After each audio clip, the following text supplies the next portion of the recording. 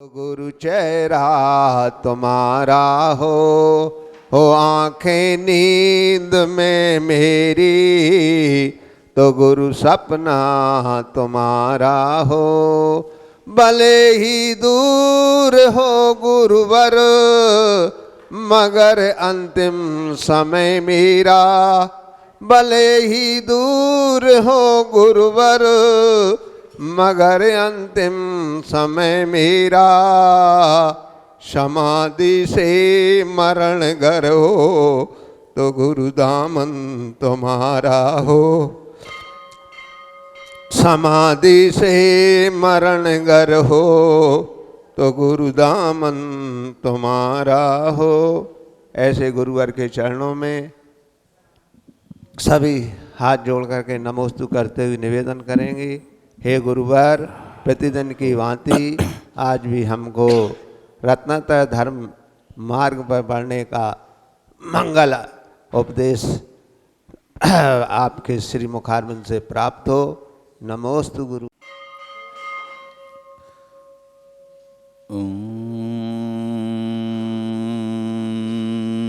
नमः सिद्धेभ्यः।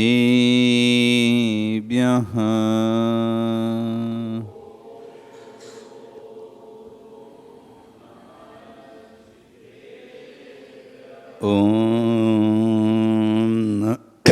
नमः सिद्धेभ्यः।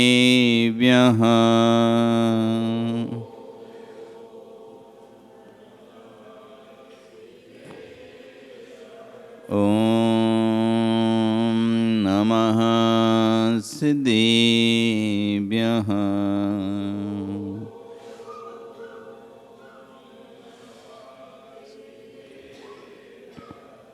तिर्यणि खग्गिणाये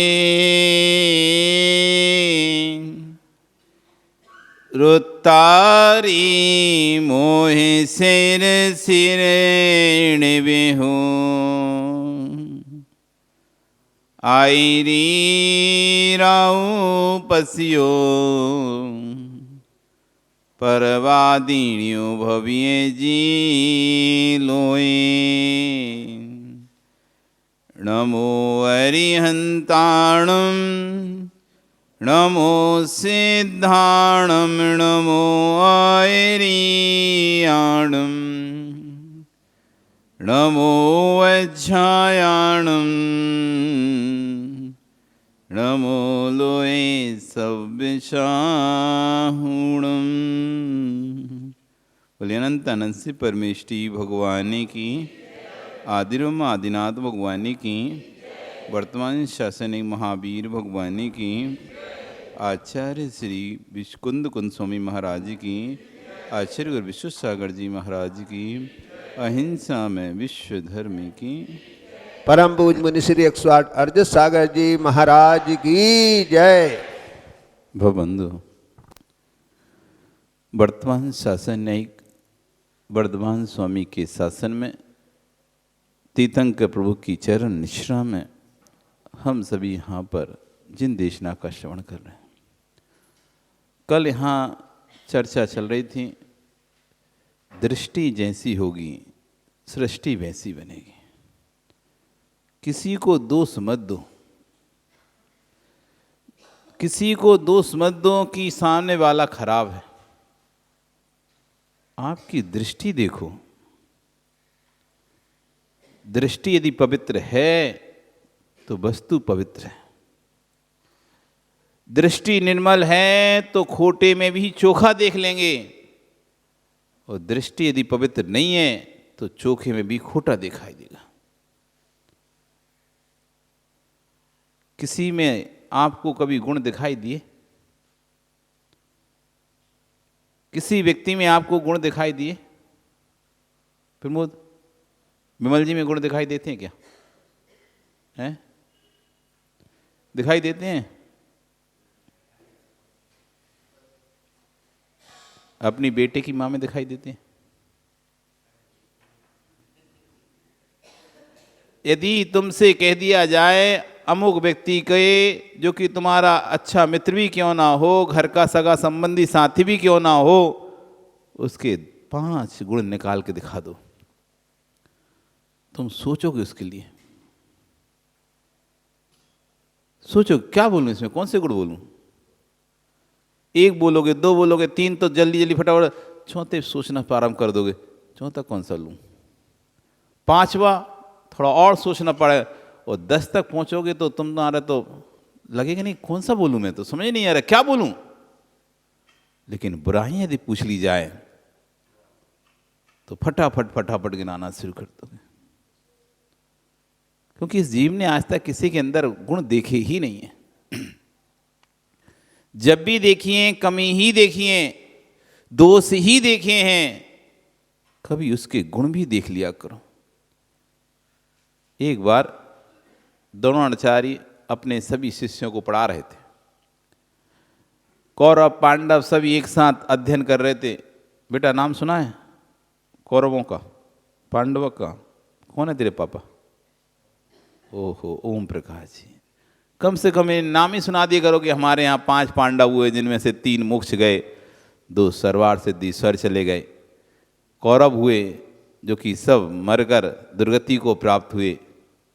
कौन थे पांडव, कौन थे कौरव? बच्चों को कम से कम इतिहास भी सिखाया करो। हम हीरोओं के नाम बता देते हैं। क्रिकेट, बेटा क्रिकेटर का नाम पता है तुम्हें कोई? कौन से क्रिकेट का नाम पता? विराट कोहली का नाम तो पता है, लेकिन पांडव का नाम नहीं पता। देखो तो, हमें पैदा होते बच्चों को महापुरुषों के नाम याद कराना चाहिए। जो चारित्रवान पुरुष हुए, सलाका पुरुष हुए, महापुरुष हुए, ऐसे पुरुषों के नाम याद कराना चाहिए। बच्चों को क्रिकेटरों के नाम तो याद हैं, एक्टरों के नाम तो याद हैं, लेकिन सलाका पुरुषों के नाम याद नहीं है। तीर्थंकर के नाम तो याद है ना बेटा? भूल गया बेटा, इसलिए भूल गया क्योंकि बार बार याद नहीं कराया गया। वो तो बार बार देखा जा रहा था टीवी में, बार बार दिखाया जा रहा था, इसलिए नाम याद रह गया। लेकिन तीर्थंकर को एक बार मम्मी ने याद कराया था। बेटा जब तुम छोटे थे ना, बच्चे थे, तब मम्मी ने याद कराया था तुमको, पक्का कराया होगा। पहले ऋषभनाथ जी का बैल, दूसरे नाथ जी का हाथी। लेकिन फिर धीरे धीरे तुम्हारी उम्र बढ़ती गई, तुम पढ़ाई में आगे बढ़ते गए, मम्मी बोलती गई बेटा पढ़ाई करो पढ़ाई करो। पाठशाला पर जाने के लिए ध्यान ही नहीं दिया। वे माता पिता शत्रु हैं अपने बच्चों के, जो अपने बच्चों में संस्कार नहीं डाल रहे हैं, जो सिर्फ पढ़ाई पढ़ाई पढ़ाई पढ़ाई में लगाए हैं, वे शत्रु हैं अपने बच्चों के और खुद के स्वयं के भी। पढ़ा लो, हमें तो बहुत बड़ा आदमी बनाना है, ऐसे पढ़ाना है, और बढ़िया पढ़ाकर बाहर भेज दिया, विदेश भेज दिया। अब बेटा विदेश का ही हो गया, अब तुम रो रहे। हाँ, अरे वो तो गया था वहीं नौकरी करने, वहीं उसने मकान खरीद लिया, अब वो तो वहीं रहता है, बस हम दोनों जने यहाँ रहते हैं, डोकरा डोकरी यहाँ, डोकरा डोकरी रह रहे। संतान, 2 संतान है, 3 संतान है, कहाँ हैं? एक बेंगलोर में, एक हैदराबाद में, एक पुणे में है, सब जॉब कर रहे हैं महाराज जी, बढ़िया बढ़िया। हम यहाँ डोकरा डोकरी पढ़े हैं, और क्या? वहाँ क्यों नहीं जाते? घर छोटे छोटे उनके, घर छोटे नहीं है, उनके दिल छोटे हैं। तुम एक छोटे से घर में 3 बच्चों के साथ रह लिए थे, वो एक बड़े से घर में भी नहीं रह पा रहे, क्योंकि 3 तो कमरे उनके यहाँ, 3 BHK से बड़ा क्या लेंगे? एक में खुद, एक में बेटा, और एक में उनके मिलने वाले जुलने वाले रिश्तेदार, गेस्ट। और तुम्हें रखें कहाँ? तुमको रखें कहाँ? वो गेस्ट रूम में रख देंगे तो फिर आगे गेस्ट को कहाँ रखेंगे? इसलिए तुमको क्या भैया तुम गेस्ट बन के आओ, मम्मी पापा महीना भर रखो, 6 महीना रखो, फिर चले जाओ। परमानेंट नहीं रख सकते। पढ़ा लो, तुमने संस्कार ही नहीं दिए थे, बस तुम्हें पढ़ाई पढ़ाई पढ़ाई दिखाई दे रही थी, बच्चों के अंदर संस्कार डाले नहीं। पाठशाला भेजने में भी सैटरडे संडे भेजेंगे बस, बाकी पढ़ाई रहती है, ट्यूशन रहती है, कोचिंग रहती है, वो टाइम नहीं देंगे, उसकी पढ़ाई छूट जाएगी। पढ़ाया, खूब पढ़ाया, इतना पढ़ाया, इतना लायक बना लिया, कि वो तुमको नालायक समझने लगा।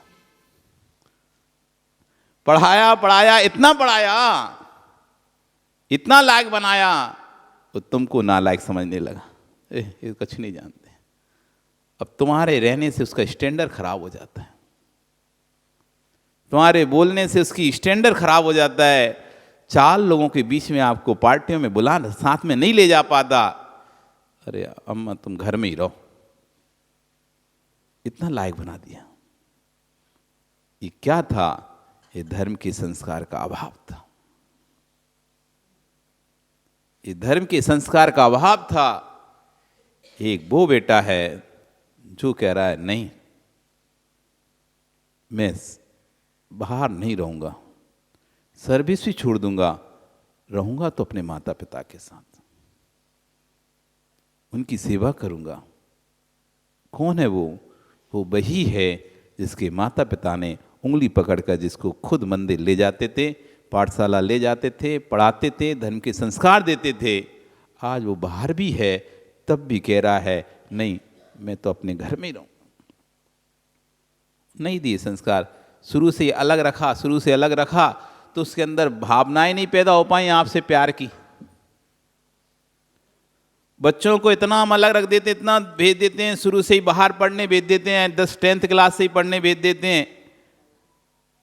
और पढ़ते पढ़ते 12th, 10th, 12th, graduation, post graduation और भी एक्स्ट्रा कोर्सेज करते करते इतना दूर हो जाता है हमसे, इतना दूर हो जाता है कि उसका लगाव हमसे पूरी तरह से खत्म हो जाता है। उसके अंदर हमारे प्रति कोई फीलिंग नहीं रहती। हम रोएंगे, गाएंगे, हंसेंगे, स्कूलें, कोई मतलब नहीं उसे। आप दुखी हैं, सुखी हैं, आपने कहा बेटे को कुछ नहीं बताते और आप उसको पढ़ाई करने देते हैं। आप भी उससे किसी तरह कोई बात नहीं करते थे।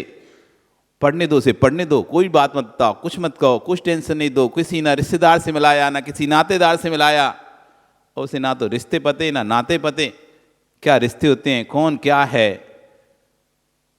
सब भूल गया। फिर आप रो रहे हो। इसलिए बच्चों में संस्कार दो। द्रोणाचार्य के आश्रम में कौरव और पांडव, बेटा कौरव वो थे जो ये कहते थे तेरा सो तेरा, मेरा सो मेरा, तेरा भी मेरा। 4 प्रकार के जीव इस संसार में पाए जाते हैं। सुना इसे? कितने प्रकार के लोग होते हैं? 4 प्रकार के। एक ऐसे कौरव जैसे तेरा सो मेरा, तेरा भी मेरा। अपनी संपत्ति तो है ही उसके पास, तब भी दूसरे की संपत्ति को देखकर ऐसे ही अंदर अंदर कुड़ता रहता है, जलता रहता है और सोचता है कि कब मुझे मिल जाए, कब मुझे मिल जाए। ये भी उसके पास है पर्याप्त, तब भी फिर भी कोई दे दे तो मना नहीं करेगा, मिल जाए तो छोड़ेगा नहीं, और खींचने की इच्छा रखेगा। मेरा सो मेरा, तेरा भी मेरा। दूसरे होते हैं पांडवों जैसे, तेरा सो तेरा, मेरा सो मेरा। तुम अपना, हम अपना। भैया तुम अपने धन संपत्ति संभालो, हम अपनी धन संपत्ति संभालें, तुम हमसे मतलब नहीं, हमारा तो क्यों हम किसी से राग द्वेष करें। उसका पैसा, उसका पुण्य आ रहा है उसके पास, कहाँ से आ रहा है, हम क्यों इतना दिमाग लगाएं। नहीं तो लोग दिमाग लगाते रहते ना, पता नहीं नंबर 2 की कमाई चल रही है, इतना पैसा कहाँ से आ रहा है इसके पास। आदमी यही सोचता रहता है। वो बैठा बैठा दुकान पर, घर में यही सोचता रहता है, इसकी दुकान इतनी क्यों चल रही है, इसका पैसा क्यों, सामान तो व्यापार है हमारा इसका, इसकी 2 बिल्डिंग कैसे हो गई, इसका घर इतना कैसे भर गया, व्यापार ऐसे इतना बढ़ क्यों रहा है, उसको सही लगा रहता है। जो ज्ञानी जीव होते हैं वो कहते हैं भैया सब अपने अपने पुण्य का खाता है, कोई किसी का नहीं खाता, ना कोई किसी को देता। उसके भाग में पुण्य में पहले से लिखाया के आया है, पूर्व में पुरुषार्थ किया था, खूब भक्ति की थी, साधु सेवा की थी, आरती पूजा वंदना की थी, आत्मा का ध्यान चिंतन किया था, उससे पुण्य का संचय किया तो उसका फल भोग रहा है। तो ये उसका अपना अपना अपना जितना पुण्य हो अपन को मिलेगा, उसका जितना पुण्य हो उसको। ये पांडव जैसे प्रकृति के जीव होते हैं। तेरा सो तेरा और मेरा सो मेरा। फिर सज्जन प्रकृति के जीव, तेरा सो तेरा मेरा भी तेरा। ले सब छोड़ के चले गए। तुम अपना तो संभालो, हमारा भी तुम ही रख लो। लो नहीं चाहिए हमें, ये भी तुम रखो। तेरा सो तेरा मेरा भी तेरा। फिर महात्मा होते हैं, ना तेरा ना मेरा दुनिया रहना बसेरा। इस संसार में कोई वस्तु ना तुम्हारे साथ जाएगी ना हमारे साथ जाएगी। ये तो रहन बसेरा है। रहन बसेरा जानते हो? तुम्हारे यहां बनते ही नहीं रहन बसेरा, यहां नहीं होते। रहन बसेरा मतलब रात गुजारने का स्थान। जहां पर मजदूर लोगों की संख्या बहुत अधिक होती है तो सरकार क्या कहती है, रहन बसेरा बना देती है कि रात आओ यहाँ गुजारो और फिर सुबह जाओ। जिनके घर नहीं है ना तो अपने यहाँ पर रात शांति, ठंडी में मर ना जाए आदमी तो ठंडी यदि, गर्मियों में तो कोई दिक्कत नहीं होती, बाहर सो जाते चल जाता है। ठंडियों में चाहिए पड़ता है, बरसात में चाहिए पड़ता है, तो रहन बसेरा बनाते वहाँ पर रहो। नॉर्मल राशि 5 रुपये 10 रुपये दो, रात निकालो और चले जाओ, उसे कहते रहन बसेरा। ऐसी एक आयु तक हम यहाँ पर हैं, तुम हो हम हैं। एक आयु बाद तुम अपने चले जाओगे, हम अपने चले जाएंगे। ना तुम्हारा हमारा से कोई संबंध है, ना हमारा तुम्हारे से कोई संबंध है कि हम जहाँ जाएंगे वहीं तुम जाओगे, ऐसा भी नहीं है। जहाँ तुम जाओगे वहाँ हम जाएंगे, ऐसा भी कुछ नहीं है। रहन बसेरा है। सुबह होगी, प्रातः होगी, सब अपने अपने चले जाएंगे काम पर। तो सज्जन पुरुष उस तरह से होते हैं, महात्मा पुरुष। ना तेरा ना मेरा, जिनके अंदर तत्व दृष्टि होती है, जिन्होंने अपने शुद्ध आत्म तत्व को जान लिया है, वो समझ जाते हैं ना तेरा ना मेरा, ये दुनिया रहन बसेरा। तो कौरव और पांडव साथ साथ पढ़ाई करते थे द्रोणाचार्य के आश्रम में। द्रोणाचार्य एक दिन कहते हैं दुर्योधन को बुलाकर, दुर्योधन लो ये लड्डू की टोकरी लो, नगर में कोई अच्छा दिखाई दे उसको देना। अभिषेक तुमको देते, तुमको कौन दिखाई देता? बहुत है, पर उस दुर्योधन को नहीं दिखाई दिया। वो गया नगर में, हर व्यक्ति के अंदर कोई ना कोई कमी थी, हर व्यक्ति के अंदर कोई ना कोई बुराई थी।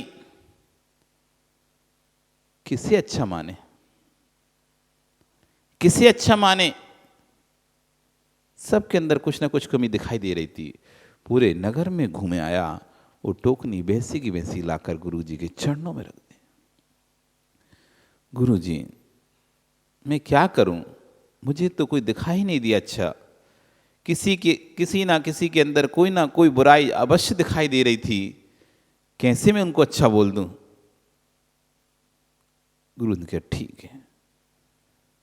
युधिष्ठिर को बुलाया, ये लो टोकरी, जाओ कोई अच्छा व्यक्ति दिखे, कोई भी अच्छा दिखे, उसको ये टोकनी का लड्डू दे देना। युधिष्ठिर उतरते हैं और 2 ही मिनट बाद वापस आ जाते हैं। टोकनी खाली की खाली, खाली हो गई। टोकनी तो भरी थी, खाली टोकनी हो गई। उनके गुरु द्रोणाचार्य बोलते हैं ये क्या, तुम टोकनी खाली कहाँ कर इतनी जल्दी? अरे गुरुजी क्या बताऊं, मैं जैसे ही जीना से नीचे उतरा, आश्रम के गेट तक ही पहुंचा था, वहां एक श्वान बैठा था। श्वान? हाँ गुरुजी, श्वान बैठा था। मैंने सारे लड्डू उसी के आगे डाल दिए। सब लोग हंसने लगे। हाँ गुरुजी कह रहे थे इंसान में अच्छा देखो, ये श्वान के आगे लड्डू डाले आया। तो गुरुजी पूछते तुम श्वान को क्यों लड्डू डाले? आपने कहा था कोई अच्छा हो उसके आगे उसको दे देना, मुझे तो उससे अच्छा कोई दिखा ही नहीं। सबसे पहली गेट पे वो दिख गया। क्या थी अच्छाई उसने? स्वामी 2 रोटी खाता है, पूरी रात आश्रम की चौकीदारी करता है।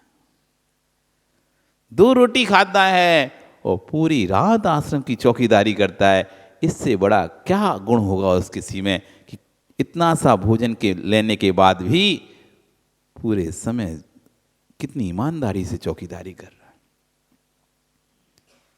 तब गुरु कहते हैं बहुत बढ़िया, जिसके अंदर गुणग्राही दृष्टि होती है उसे बुरी वस्तु में भी अच्छी वस्तु दिखाई दे जाती है, और जिसके अंदर दोषग्राही दृष्टि होती है उसे अच्छे इंसानों में तक बुराई दिखाई देती है।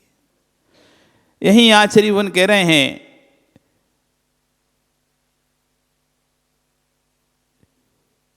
एक हम हैं, एक हम अभागे हैं कि दूसरे इंसान में इंसान नहीं देख पा रहे। एक वही कुंद कुंदे स्वामी थे जिन्होंने निगोदिया में भी भगवान देख लिया। आप भगवान हो कि नहीं? देखोगे नहीं तो बनोगे कैसे, और होगे नहीं तो बनोगे कैसे? दूध में घी है ना मां? कहाँ पे? दूध में घी है ना? कहाँ पे? कहाँ से दिख रहा है? दिख रहा है तो लगा लो उसी को रोटी पे। अरे दूध में घी है, दिख रहा है तुम्हें?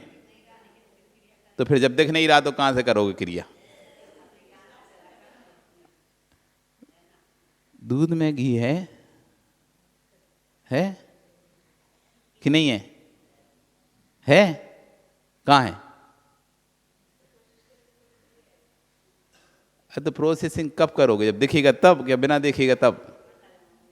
प्रोसेसिंग कब करोगे? दिखेगा तब करोगे कि नहीं दिखेगा तब करोगे? हैं? देखे बिना देखे कर लोगे? दिखेगा? तुम बताओ प्रमोद। ओ सिद्धार्थ, तुम बताओ, दूध में घी है? नहीं दिख रहा है क्या? दिख रहा है क्या? नहीं दिख रहा क्या? नहीं दिख रहा? नहीं दिख रहा? फिर तुम निकाल कैसे रहे हो नहीं दिख रहा तो?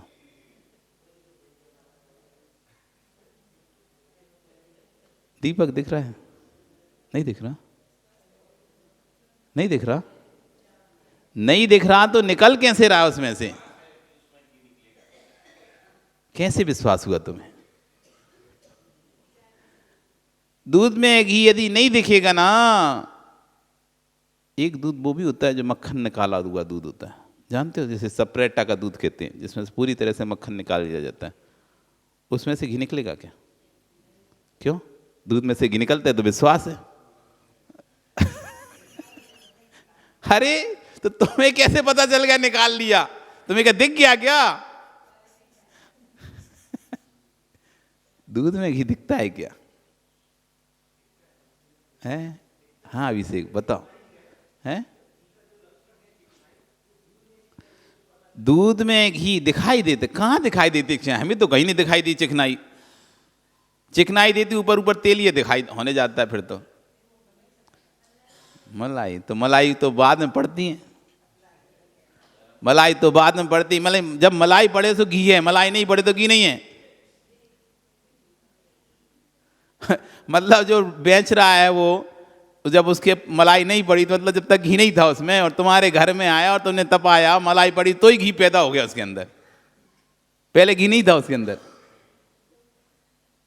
था? दिख रहा था? दिखता नहीं है।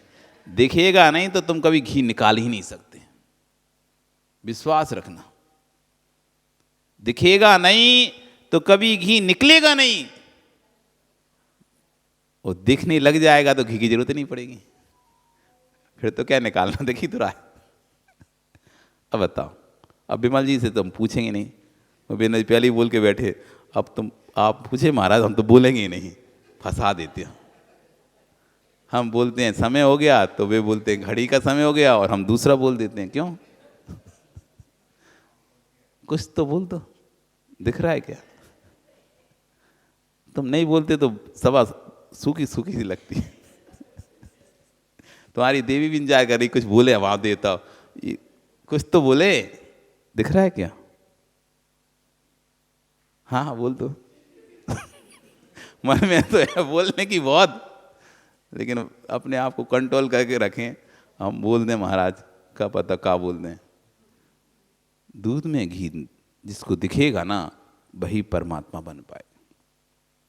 और जिसको दूध में घी नहीं दिखेगा वो परमात्मा भी नहीं बन सकता।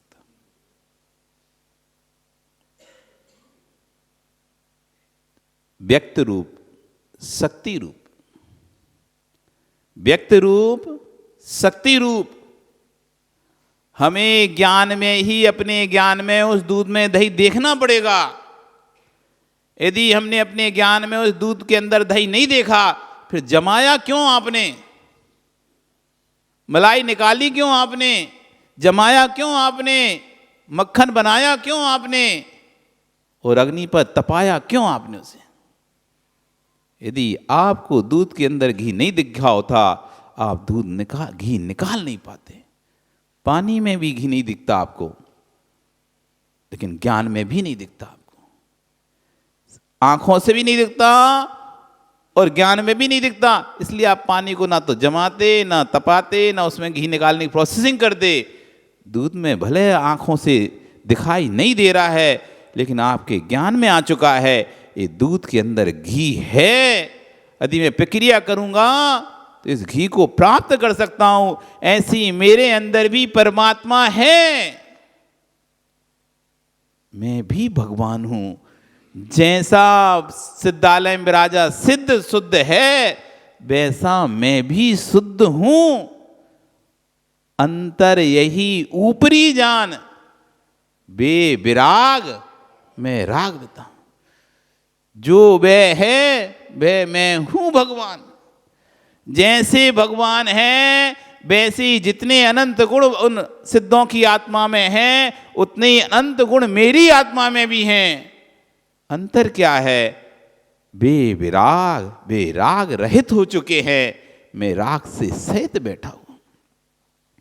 इतना ही अंतर है। उन्होंने अपने राग को हटा दिया और अपनी आत्मा के गुण को प्रकट कर लिया। यदि मैं भी अपने राग को हटा दूंगा तो मैं भी अपने आत्मा के गुण को प्रकट कर लूंगा। ये वही कर पाएगा जिसे अपनी आत्मा में गुण दिखाई देंगे, जिसे अपनी आत्मा में परमात्मा दिखाई देगा। ऐसा व्यक्ति ही अपनी आत्मा को परमात्मा बनाने की राह पर लेके जाएगा। और जिसे दिखाई नहीं देगा तो क्या? आटे में क्या है? रोटी है, पराठा है, पुड़ी है, क्या है? आप बताओ तो। आटे के अंदर क्या क्या है? बिस्कुट है, पुचका है, रोटी है, पराठा है। क्या है आटे के अंदर? है? आटे में सब है ना। तो आप जब उसनते हो आटे को, आपको दिख जाता है ना मुझे क्या बनाना है। आपको दिख जाता है ना मुझे क्या बनाना है इस आटे से। वैसा आपका हाथ चलता है। कड़क आटा चाहिए, नरम आटा चाहिए। जैसा आप देख लेते हो कि इससे मुझे पुड़ी बनानी है, इस आटे से पुड़ी बनानी है, आटा वैसा ही कड़क हो जाता है। तुम देख लेते हो आटे से रोटी बनानी है, आटा वैसा ही नरम हो जाता है। यदि दिखे नहीं आटे में तुम्हें कुछ भी, तुम सोचो अब तभी देखें क्या बनाना है। नहीं, पहले से देख लेते हो इसको मुझे इस आटे से क्या बनाना है। आटे में तो बहुत कुछ है, लेकिन आपको क्या बनाना है वो आपको पहले ही अपने ज्ञान में झलक जाता है कि इससे तो मुझे आज पुड़ी बनानी है, इससे तो मुझे आज बिस्कुट बनाना है, इससे तो मुझे पुचका बनाना है, इससे तो मुझे पराठा बनाना है, रोटी बनाना है। जो भी ज्ञान में आपके आ जाता है, आप आटा वैसा तैयार करते हो, तब जाके बनती है। आटे से हर वस्तु नहीं बनती ऐसे, पहले उसमें देखना पड़ता है आपको मुझे क्या। ऐसी हर कोई परमात्मा नहीं बन पाता। जो ये देख लेता है मेरी आत्मा में परमात्मा बनने की शक्ति है, मुझे व्यक्त करना है इन झंझटों में, ये दूसरों की संकल्प विकल्पों में मुझे उलझना नहीं है। मुझे तो अपनी आत्मा की शुद्धिकरण के लिए अपने परिणामों को निर्मल करना है। जो इस बात को ध्यान से समझ लेता है, ऐसी आत्मा भी परमात्मा बन पाती है। ऐसी आत्मा ही दृष्टि बदलो, सृष्टि बदल जाएगी। खेल दृष्टि का है। जैसी तुम्हारी दृष्टि स्वान्मुख हुई तो पर से दृष्टि हट जाएगी, और जैसी दृष्टि तुम्हारी परान्मुख हुई तो स्वयं से दृष्टि हट जाएगी। अपने को देखो तो आप पर को नहीं देख पाओगे। इसलिए तो नासार दृष्टि करके भगवान को बैठे हैं। आप जब जब नासार दृष्टि करोगे आप दूसरे को देख ही नहीं सकते, दूसरा देखेगा ही नहीं आपको। और जब जब आप दूसरे को देखोगे अपने को नहीं देख सकते। अब देखना आपको है दृष्टि कहाँ लेके जाना है, दूसरे को देखने में दृष्टि ले जाना है या अपने को।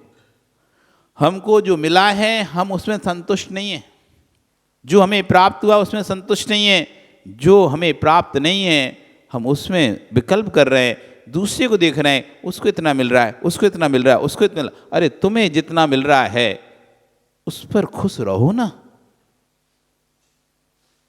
किसी को तो इतना भी नहीं मिल रहा। हमें जितना मिल रहा है किसी को तो उतना भी नहीं मिल रहा है। इसलिए जो तुम्हारे पास है, जो तुम्हारा है, जितना है, जैसा है, उसी को अपना स्वीकार कर, उसी में ही आनंद क्यों नहीं लूटते।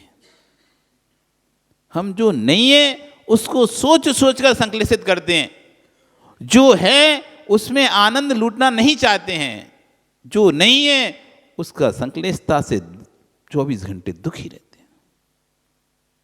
आपका समय हो गया, कल फिर आओगे।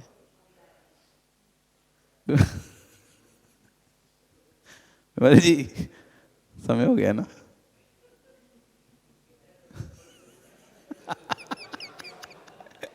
अब तो देखना ही नहीं है। अरे स्वीकार कर लो, अब समय हो गया है, अब समय हो गया है।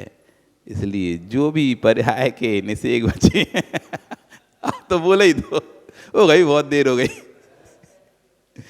जो भी पर्याय के अपने से एक बचे हैं उनको लगा लो अपने संयम के पालन में। समय हो चुका है, कल फिर आओगे। पर्याय रही तो फिर चर्चा करेंगे। बोली भगवान महावीर स्वामी के।